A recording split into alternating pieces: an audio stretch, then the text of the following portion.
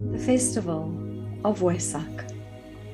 According to legend, for many, many centuries, in a remote part of the Himalayas, a sacred gathering takes place at the precise time of the Taurus full moon.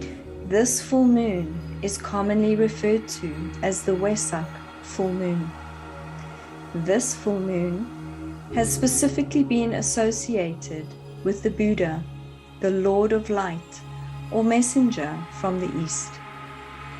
He returns at a specific time each year to bless the world. It is said that the Buddha was born, attained enlightenment, and died under the sign of Taurus, a sign of illumination. The 8 minutes leading up to the exact time of this full moon is said to be a time of supreme spiritual opportunity. Near the time of the full moon, the valley gets filled with pilgrims from various areas and surrounding districts. The spiritual aspirants, lamas, and teachers find their way into the valley and locate themselves in the southern and middle parts, leaving the northeastern portion free. In this way, all the men and women of goodwill and the will to do good, who are active parts of the divine plan on earth, gather together on this auspicious moment that we know as Wesak. These groups of spiritual workers are the main participants in the Wesak celebration, and this is where the ceremony will take place. In addition, there is a gathering of great beings who are the custodians on earth of God's plan for our planet and for humanity. They gather at one end of the valley in a specific format of concentric circles and prepare for great acts of service. It is believed that in front of the altar rock, the 3 world teachers stand. The Lord Christ, Maitreya, stands in the center, with the Manu on his right and the Maha Chohan on his left. These 3 great souls face the rock, upon which a great crystal bowl full of water is located.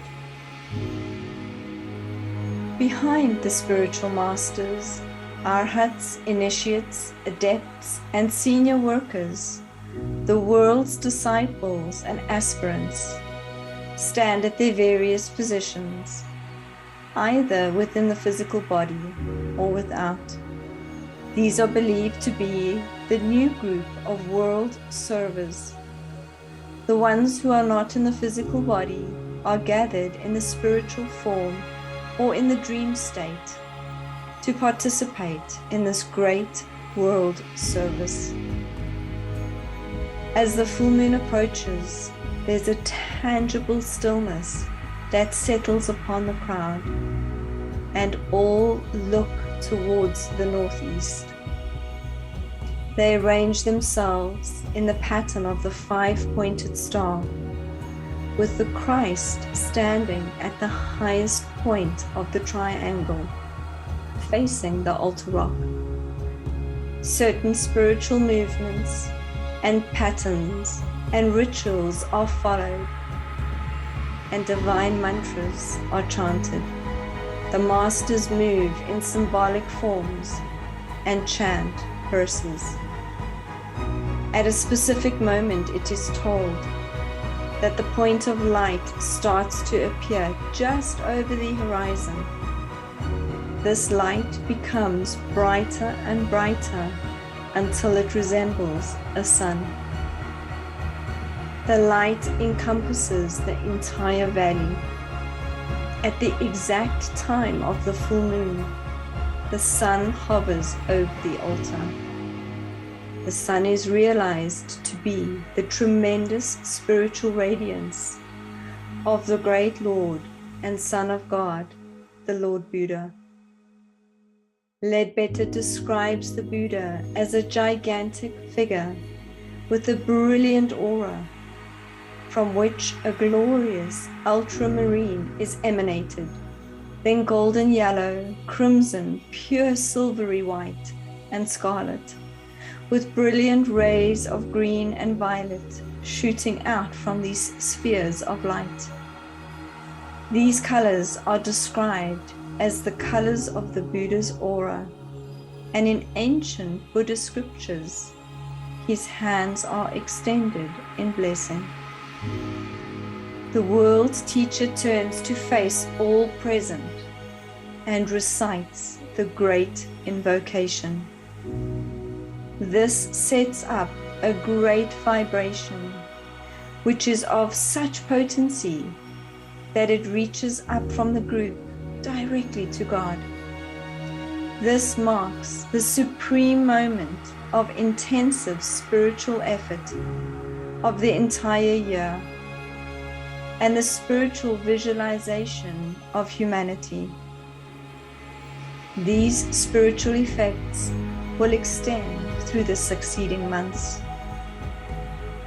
Through the united effort of the world teacher and Lord Buddha, a channel of communication is established between humanity and God. This bridging of consciousness enables spiritual aspirants to make contact with certain energies not otherwise easily available. This energy and blessing is released from Shambhala upon the earth through the Buddha, and then is poured forth, and the Christ, as the representative of humanity, receives it for distribution to all. The water in the crystal bowl is then held up and blessed by him as the participants come forward one by one to sip the water. Participants also have their own water containers to receive blessings during the entire ceremony, and especially at the final blessing. Year after year, he makes a sacrifice by coming down to earth and blessing humanity with the energies of spirituality and wisdom. The Christ works in closest cooperation with him, and as the manifestation of God's love, he showers humanity with divine love. Therefore, every year, humanity is blessed with divine love, light, and wisdom to continue the mission and help manifest the divine plan on earth. Alice Bailey quotes, "Year after year, he comes back in blessing, year after year." He and his great brother, the Christ, work in closest cooperation for the spiritual benefit of humanity. The ceremony ends when the Buddha holds up his right hand in blessing, as he slowly recedes and is seen again as a tiny speck in the sky. When the Lord Buddha disappears and the meditation finishes, the crowd slowly disappears, heading back to their lands to continue the service to mankind. As we link up in consciousness during this event, we aid the Buddha in his work to contact, hold, and distribute the spiritual energy in the service of humanity and the planet. How can we become involved in the Wesak festival? In the days and weeks leading up to this Wesak full moon, practice purification. This is a prime time to energetically rid your system of all negativity and congestion This can be done by practicing the meditation on twin hearts, doing the purifications as outlined in our Hatha Yoga, take regular salt baths, and practice right thoughts, right speech, and right action. Commit to say the great invocation at least once per day in the days leading up to the full moon. Connect with a pranichealing center near you. Each center will be hosting live and online events to celebrate this auspicious occasion. You can also visit pranichealingtampa.com for more information. Here is the great invocation for you to start reciting as the Wesak festival approaches. The great invocation. From the point of light within the mind of God, let light stream forth into the minds of every person, every being.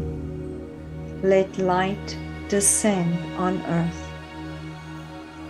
From the point of love within the heart of God, let love stream forth into the hearts of every person, every being. Let love descend on earth. May the world teacher return to earth. From the center where the will of God is known, let purpose guide the will of every person, every being. The purpose which the Holy Masters know and serve.